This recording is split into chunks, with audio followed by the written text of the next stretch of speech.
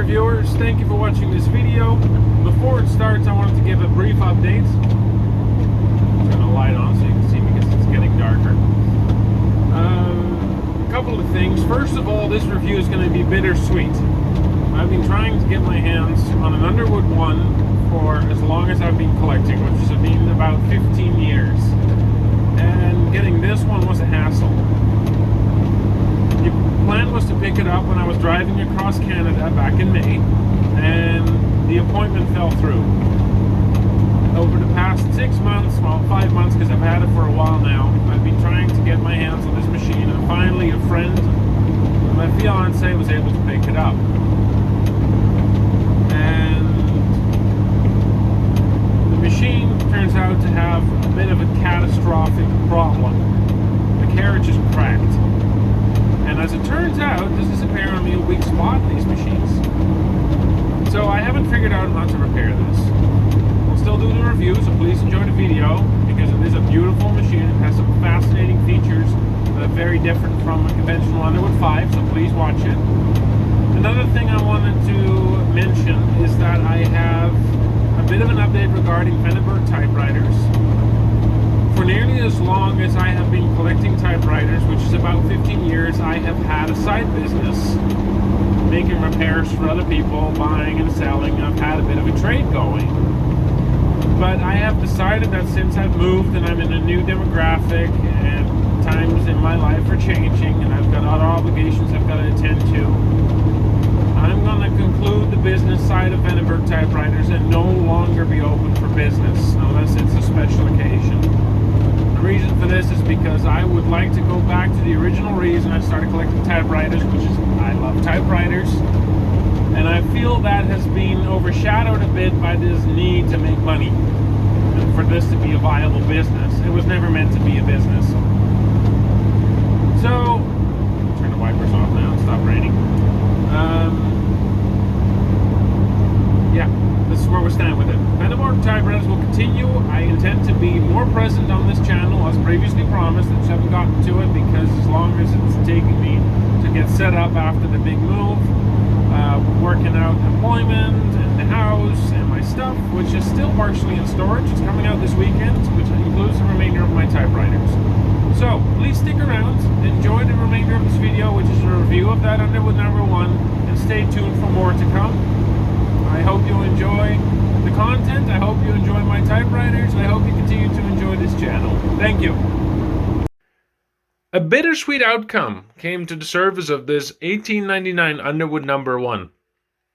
What I was hoping to be a fully functional typewriter has turned into a very nice display piece, and that is because midway through the service I discovered that the carriage was broken in two places.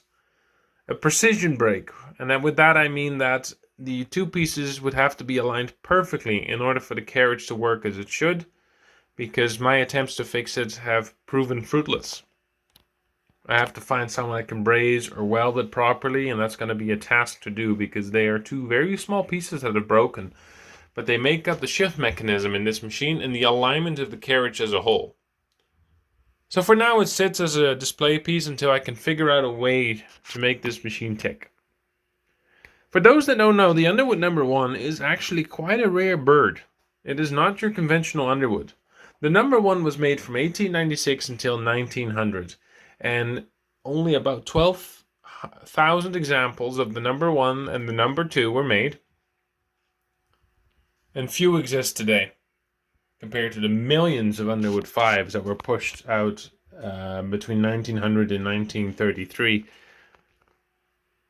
The Underwood No.1 was made by the Wagner Typewriter Company. Even though it bears the Underwood name, it was not actually made by John Underwood. It was in business with Wagner, and together they put Wagner's design, which is the Underwood design, on the market. By 1902, when Wagner Typewriter Company went out of business, they switched over to Underwood Typewriter Manufacturing, and that's when it became known as the Underwood Typewriter Company. There are some distinctive differences, noticeable differences in an Underwood 1 compared to a No. 5. In fact, there's very little similarities, especially mechanically. The segment is a whole different world. For those that know, if you look at this, this has nothing to do with an Underwood 5. There's no bolt-on pattern. It is quite different. Even the type bars are a different shape. They're very angular. The posts on the front are shaped. They're arched in a completely different way than the later machines. Wagner Underwoods had these unique paper fingers that could not be slit around on the bar that you would have on a later machine. The earlier Underwoods, which continued on into the 1900s until 1907, 1908, had two separate ribbon advance towers. There's no connector rod in the center. In fact, there's just a toggle that activates, deactivates it's not a clip, it's a spring with a hook on it that advances the gear. I can show you here. Right there. Little pawl, or whatever you would call it. This number 1 was exported to Canada. It was it was assembled by the United Typewriter Company in Toronto, which was quite common back in those days. Here in Canada, the majority of Underwoods found have that red decal on the front, or it says Elliott Fisher. I've also seen some that had Winnipeg on there, and I've seen a couple that said Calgary. Let's see if I can turn this around, so bear with me. It's missing one of its feet, and I haven't found a replacement yet. Here on the back, we have the distinctive Wagner escapement. And I really like the earlier style mainspring. Underwood did away with those open-ended mainsprings and had an enclosed design by the time the number 4 came on the market. Patent dates are almost absent. A little polish brought them back, but they're almost gone. I'm not sure if it picks up, but it does say Wagner over here. Not sure if the camera is going to pick that up. Yeah, you can see it a little bit. But it says Underwood the Wagner Typewriter Company. Now, the fracture is over here. It will not focus, I apologize. I do not have my usual equipment available for this video. And there's another crack over. It's a little hard to see, but underneath there. There's some residue of JB Weld because I did try to make an attempt on repairing this machine, but alas, to no avail. The serial number for this machine is, let's see here, 4280.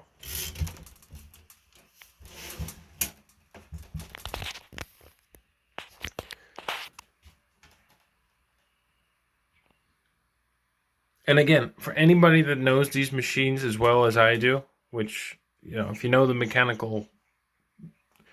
finer mechanics of an Underwood typewriter of any era, you'll know this is a unique bird. Of course, it doesn't have anything like a backspace or a color selector because they didn't come on the market until later on by the 20th century. It does have a tabulator, but this particular example is missing the tab rack. It looks like someone had that taken off. So I don't have, well, the tabulator works, it just doesn't have a tab rack. Actually, no, the tab does not work. That doesn't make any sense.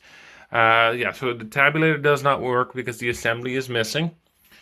Over here, on this side of the carriage, that toggle on the side there is the line spacing adjustment, which on later machines was placed on top. And as you can see, it does not have the bell crank paper release. It just has a push button system over here, which continued on throughout the manufacture of the Wagner Typewriter Company, because I have a number 4, which I will review in a different video that also features that.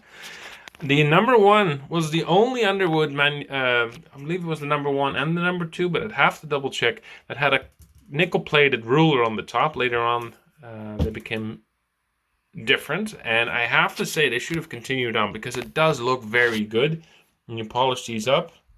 Brings a nice shine to him.